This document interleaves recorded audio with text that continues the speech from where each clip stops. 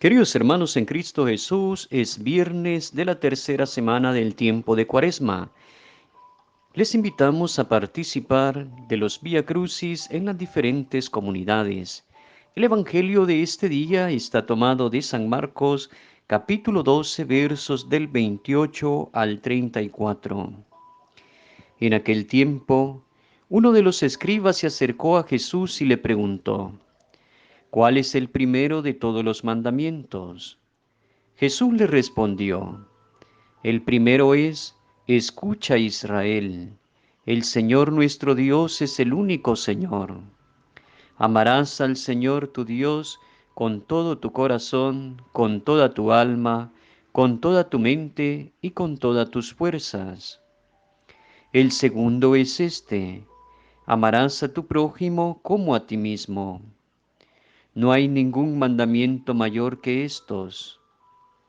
El escriba replicó: Muy bien, maestro, tienes razón cuando dices que el Señor es único y que no hay otro fuera de Él, y amarlo con todo el corazón, con todo el alma, con todas las fuerzas, y amar al prójimo como a uno mismo, vale más que todos los holocaustos y sacrificios. Jesús, viendo que había hablado muy sensatamente, le dijo: No estás lejos del reino de Dios. Y ya nadie se atrevió a hacerle más preguntas. Palabra del Señor, gloria y honor a ti, Señor Jesús. Se acerca un escriba a Jesús y le realiza una pregunta: ¿Cuál es el primero de los mandamientos? Jesús no responde con un mandamiento, responde con dos. Y contesta: el primero es: Escucha, Israel, el Señor nuestro Dios es el único Señor.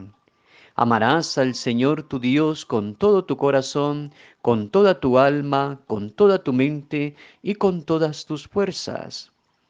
Jesús le resume todos los mandamientos en una antigua ley escrita en el libro del Deuteronomio, capítulo 6, versos del 4 al 5, que recalca el amor a Dios con todo nuestro ser antes que a ninguna otra cosa o a ninguna otra criatura.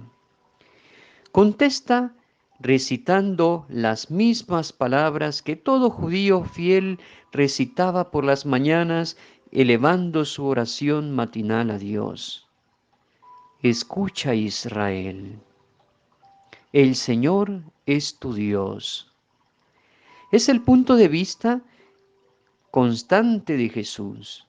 La respuesta manifiesta lo que Jesús continuamente realizaba: manifestar el amor al Padre. En esto consistía su plena realización.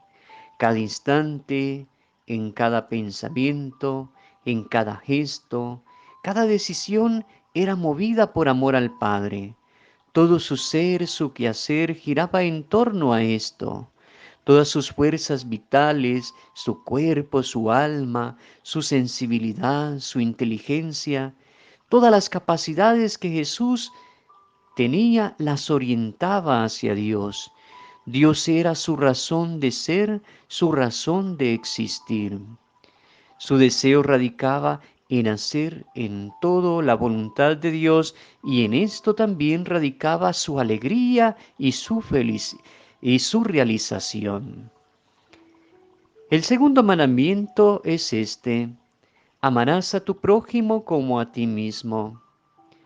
Jesús toma como mandato antiguo que aparece en el libro de Levítico 19:18 y ratifica el amor que se debe dar al prójimo. El gran, la gran originalidad que Jesús nos presenta es el hecho de unir los dos mandamientos, indicando que uno no se puede separar del otro. Solo se puede amar a Dios amando al prójimo, y Él lo vive de esta forma. El amor es lo central en los evangelios. y también debe de ser lo central en la vida del discípulo de Cristo. El amor debe de convertirse también en la buena noticia que los discípulos de Cristo proclaman sobre todo con su vida, porque el amor es manifestar al mismo Dios. Cuando nosotros amamos de verdad a nuestros hermanos, estamos manifestando el reflejo de Dios, que San Juan nos dice, Dios es amor. Es importante que nos preguntemos, ¿cómo estoy yo amando? También es fundamental preguntarnos a quién amo, a quién dejo de amar, cómo se traduce mi amor mediante acciones concretas. ¿Quién es mi prójimo al que debo de amar?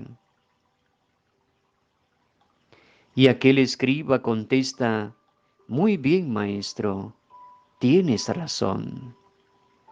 Viendo Jesús que había respondido correctamente, le dijo, no estás lejos del reino de Dios. Si nos damos cuenta, Jesús felicita al escriba. Es importante también que nosotros, cuando nos encontremos reunidos y vayan surgiendo las conversaciones y las personas tengan razón en lo que están diciendo, también reconozcamos sus aciertos.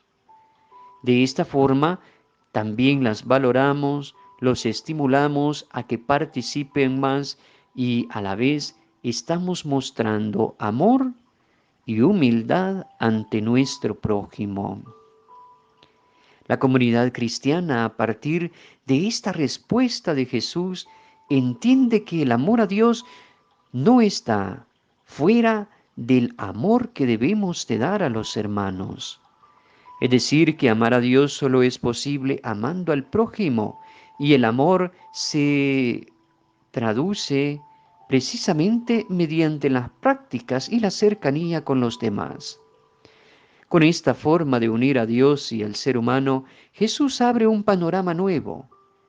Se sale de la práctica deshumanizadora de la ley antigua para llegar a lo importante, a generar humanización, crecimiento de la persona, y une también las dos dimensiones, la dimensión humana que tiene en relación con los demás, pero también la dimensión divina que tiene relación con Dios.